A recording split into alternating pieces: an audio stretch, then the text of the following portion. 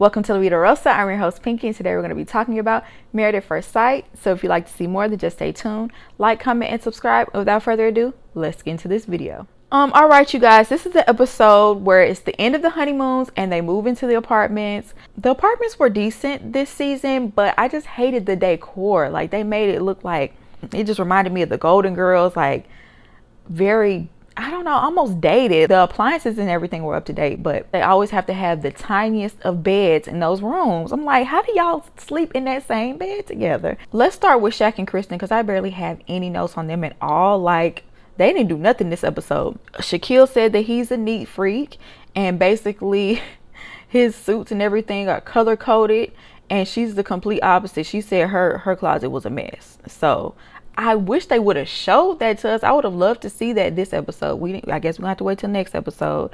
But I just wonder how that dynamic is gonna work, because it seems like she's a little bit messier than him. He seems like he's like on the OCD level of, he said he was a neat freak. So we'll see how that works. Oh yeah, at the end of the honeymoon, all the couples sat down and they rated their relationship, and both of them rated their relationship a 7.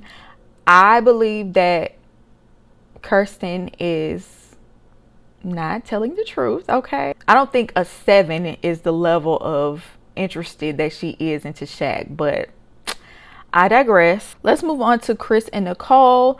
So both of them are on the same page with their relationship. They both rated their relationship an 8.2. Everything's going good with them. They have great chemistry, great communication. Everything's going good. You know, it's only a weekend and they're still on their honeymoon, but they doing a lot better than the rest of the other couples. So I give them their credit. But they did come into a hurdle. Okay, she finds him outside on the balcony, literally bawling his eyes out, because they are only allowed to have 2 dogs in their apartment. So in case you don't know, when the couples marry each other, Married at First Sight supplies them with an apartment that they live in for the next 8 weeks until the decision day, when they decide whether they want to stay married or not. And I guess for this particular apartment, you can only have 2 dogs, because I could have sworn in the past some of the other apartments they didn't have 3, 4, and 5 dogs. He has 2 dogs. She has 1 dog. So some gonna have to give, right? He's upset and hurt and crying and crying and crying and crying, because his dogs will have separation anxiety from each other if they're separated. She's consoling him, being very understanding. Y'all, okay, I'm not trying to be nasty. I'm not trying to be rude. I'm not trying to be unsympathetic, if that's a word. But the way this man was bawling his eyes out, I was so over it. Like, we need to be sitting up here trying to come up with a solution. Like, I guess maybe it's okay to shed a tear. I know people are very connected to their animals, and maybe because I'm not an animal person, y'all, so forgive me for that. You know, that I guess that's a character flaw for some, but I've never been an animal person. So I get that people are connected to their dogs, but I just didn't understand all of the emotion. Let's dry the tears up and let's talk and try to find a solution. But the fact that he sat there and cried while Nicole is running around here trying to find a solution, I would have been over it. Like, I'm gonna need for my husband to lead. Now everybody's relationship is different. Maybe Nicole will be the leader in their relationship, clearly. But I'm gonna need for my husband to lead and try to find, or at least help me find a solution. Like, instead of sitting there crying. She was consoling him, and she was giving him all of these options. She was willing to swap out, you know, maybe we could swap my dog for your dog. Maybe my dog can watch my dog some of the time. Or if push comes to shove, maybe my dog can go stay with my dad. Maybe he can stay at my apartment. You know, somebody else can watch him at my apartment. Like, she was coming up with all these solutions, and he wasn't giving any. Like, he was just crying. They discussed it with the producers, I guess, and they're going to come up with a solution, and it's going to end up being Nicole, you know, getting the short end of the stick with that. Like, they're saying they're compromising, but I feel like he's going to end up having his dogs there, and she's not going to have her dog there. Anyway, they get to the apartment, and Nicole, she brings up, you know, at this point, would you say on yes on decision day? And he's like, yeah. She said, yeah. And then she was like, do you love me? I'm like, girl, Please do not be this woman. Please do not be this woman. Y'all are a week in. And I feel like Nicole is one of those women that feel like she has to bend over backwards and work hard for someone to love her. And girl, it shouldn't have to take all that. I feel like Chris is the type of man that when he feels love, he's going to tell you. And I don't think it's going to take the entire 8 weeks. I feel like he's the type that will fall. Do not force it. Do not force it. So I hope she doesn't try to pressure him to fall in love with her this entire time, because that's going to be annoying. So let's go ahead and move on to Clint and Jaina. So this is the aftermath after their huge blow up where she stormed out and he's like, you don't have a leg to stand on. Clint cracked me up with that. I just saw the clip a few minutes ago. I thought that was hilarious.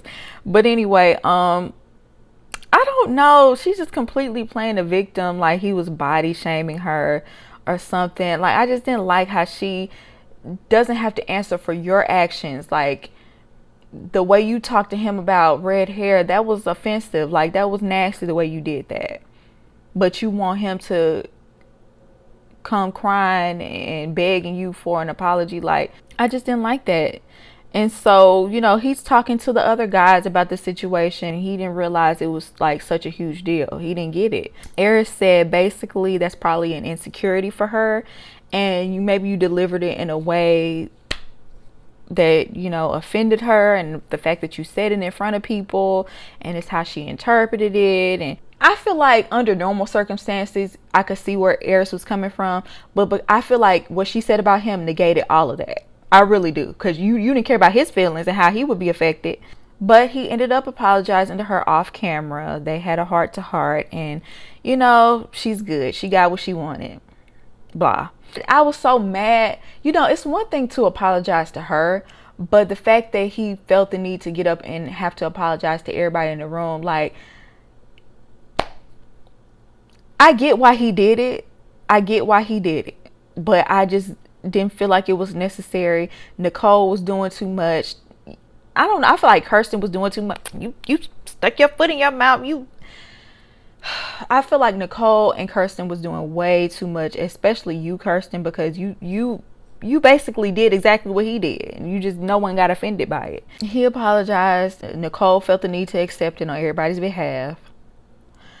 They ended up asking Jaina how she felt. She was like, you know, I usually run from confrontations, but this forced me to have to stay. And then they ended up rating their relationship.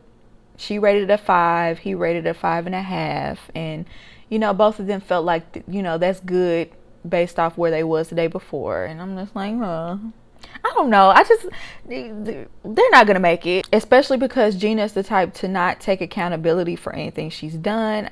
And Cliff like to run his mouth. I just don't see it working at all. I don't even see them making it throughout the rest of this season, to be honest. After that big blow up over nothing.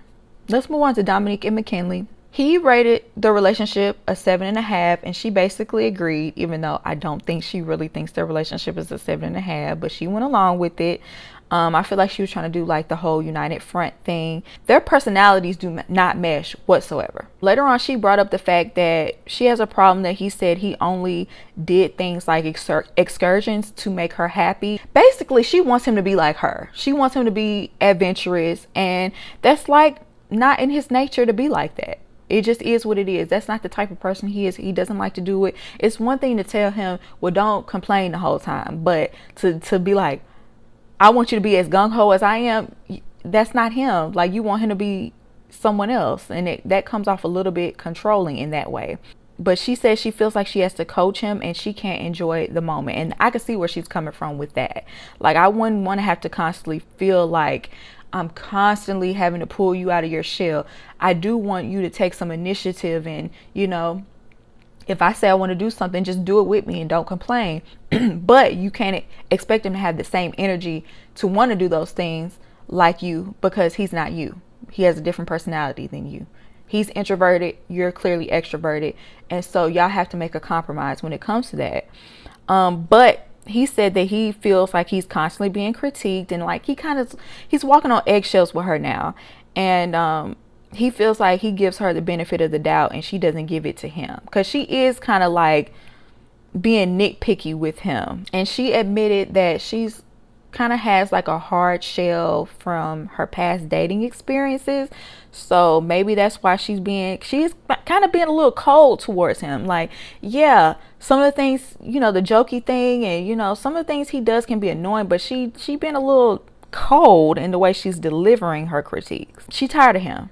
She tired. Like, this honeymoon didn't do nothing but make her exhausted with him. And she said, well, maybe when we get back to the apartments and he can kind of create his own little bubble, she'll get to see him in like his natural habitat, and maybe she'll get to know him and maybe like him a little better, because child, she not feeling him at all right now. His living situation didn't help nothing, because he's staying in his friend's basement. They went to go visit the basement. Nothing in the basement was his. The pictures on the wall is not even of his own family. He said the reason why he's staying in the basement is because he just moved there and he didn't want to commit to a lease.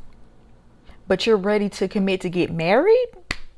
She confronted him like, okay, you won't commit to a lease, but you want to get married to a stranger. He couldn't even argue with that. He didn't even have no good argument for that, because it doesn't make any sense. And this is what turned me off to him too. I don't even blame her if she don't want him no more, because like she said, he is not stable in his living situation, and that's unsettling. And she also feels like he lacks ambition. And I agree. Like, what? You're just okay with staying in a basement when you're getting married? She feels like he is not rooted and he's constantly roaming, and she's not trying to move. She's trying to stay exactly where she is. From what I know, she has her own place. She's stable. She has a good job. She, you know, she's close with her family. Like, she is stable, and she don't want to be with a man that's going to want to move in 5 months. She already really didn't like him after the honeymoon, but now she don't respect him. Because I feel like if he was stable and had a nice house, at least had an apartment, I think she could have maybe tried, but that was the beginning of the end for them. So let's move on to Jasmine and Eris. Once again, it's the lack of eye contact for me. I don't know. I need for you to look at me. Like, when we talk to each other, like they say, eyes are the window to the soul. You get so much from looking at people in their eyes, especially your partner. He doesn't look at Jasmine at all, and I feel like that's a big red flag that shows that he just don't like her like that, and I hate it. So when they rated their relationship, they both said it was a 7.5, I believe. McKinley thinks that he's lying, because McKinley was there when he said he was only attracted to her. He gave her a 4 or 5 as far as attraction. So clearly you don't feel that way. Clearly you're just saying that because, you know, trying to save face. You don't want to hurt her feelings. Chris ended up asking him, you know, you've never been in love. Do you think you could fall in love with her? Everybody was like, oh, that's deep. Like, even Jasmine was like, oh, that's deep. Why would you say that? Why would you ask that? And, you know, he was like, well, you know, it's what I signed up for, but it's only been a week. And I just feel like he kind of deflected.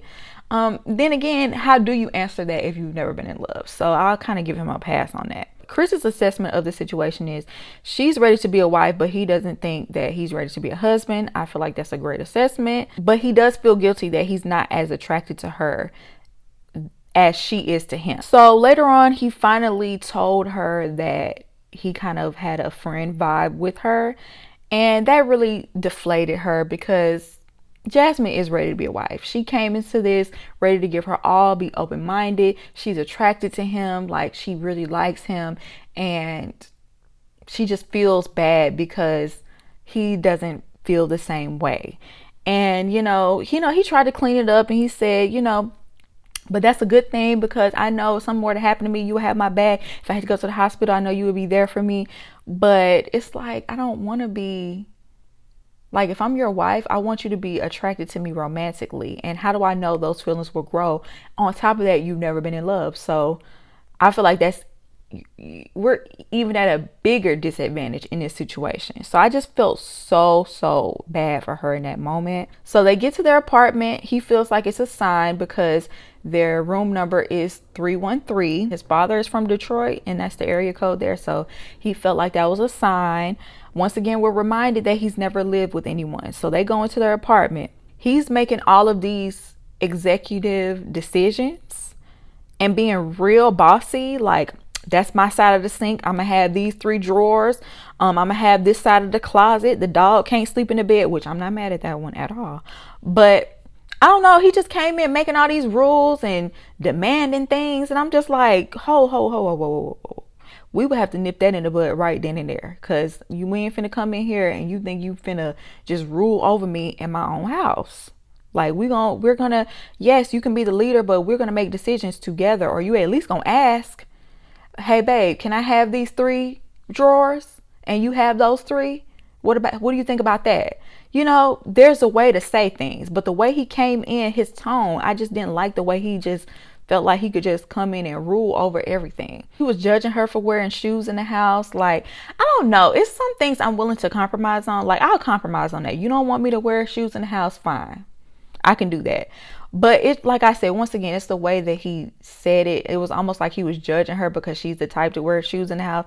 He was like, well, is it because you have those dogs? I was like, I don't have dogs. I wear shoes in my house. Like, I didn't like the way he was talking to her, and she said he was being bossy, but she didn't speak up. She didn't say anything. And I hope she doesn't let that be a pattern in their relationship. Like, if something bothers you, don't be afraid to say something, because he ain't afraid to say what he wanted to say. There was one part where he asked her a question. I forgot what he asked her, but he was too busy eating to listen to her answer. Like, I was so over it. Like, he was just eating and dancing. He wouldn't even listen to her talk. He was too busy eating to listen to the answer to a question that he asked. So then they go visit his home, which he has a nice home. I like his house. She was happy to see that he truly does work out. He has like his own little mini gym where he has equipment in there and everything. So she was concerned that during the honeymoon he would get up early and go work out just to get away from her, or because he needed his alone time. But because he has his own like at home gym, clearly he does, you know, work out. In his home he has a man cave, and he kept saying, well, this I don't usually invite women in here, this just for me. And she was like, okay, you can have your man cave as long as I have my beauty room. I'm just like, I know that's right. He has this huge sneaker collection, and he has like not just the shoe boxes, he has like clear boxes of his shoes being organized in the closet. And she said she didn't mind up giving some of her closet space since he's so organized. And then they saw his father's obituary was framed, and it was a picture of his father. And his father was shot, I believe, when he was a young child. And he said he still feels like a little boy waiting on his father. And, you know, my heart does go out to Eris when it comes to that. But I just feel like he hasn't matured. I feel like that trauma stunted his growth, because he's 39 years old and he talks like his demeanor, his temperament, just the way that he acts in his relationship reminds me of a teenager. You know what I'm saying? Like, he's very immature, and I feel like a big part of him is closed off, and that's probably why he's never been in love. So I feel like that's something that he should really look into working on, because I don't see him having a successful relationship if he doesn't. And with that being said, I don't think they're going to make it. I really don't. But y'all let me know what y'all think down below. Most of these couples, y'all, I'm just not seeing it for the majority of these couples. Maybe Nicole and Chris might make it, and I give them a maybe. But I would love to hear your opinion. Do you agree with me? Do you not agree with me? And I hope you enjoyed this video, and I'll see you in my next one. Peace.